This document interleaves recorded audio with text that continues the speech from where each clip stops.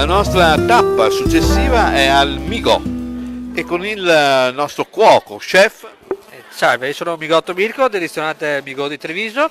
Questa sera abbiamo preparato un bel piattino, un musetto a radicchio, cioè quindi c'è radicchio proprio all'interno del musetto, ho detto anche cotechino se vogliamo dirlo in italiano, con uno sgombro cotto dentro l'olio, quindi in olio cottura, una ricetta un po' particolare. Abbiamo del radicchio croccante su una pastella sempre rossa, così richiamiamo il rosso del radicchio, e poi abbiamo una nuvola di rafano, praticamente il crème, il rafano, è stato montato con un'emulsione di soia in modo da fare una nuvola e rimane molto leggero. Abbiamo un gusto musetto e crème che è sempre Beh, l'abbinamento perfetto. E io approfitto anche per ricordare ai nostri spettatori che domani inizia il festival Porco Mondo proprio dedicato al musetto a Riese Pio X, quindi siamo proprio in tema perfetto.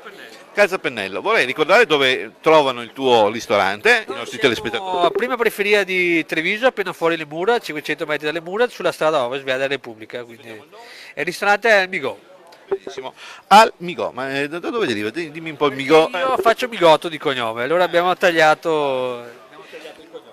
E abbiamo un Lison classico, buonasera.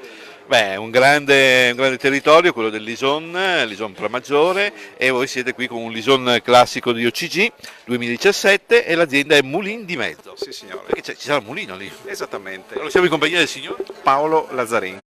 Il nome deriva proprio dal terzo di 5 mulini che si trova in fondo alla via. La nostra è un'azienda di modeste dimensioni, ma cerchiamo di ottenere la grande qualità. Ho chiesto quanti ettari fa?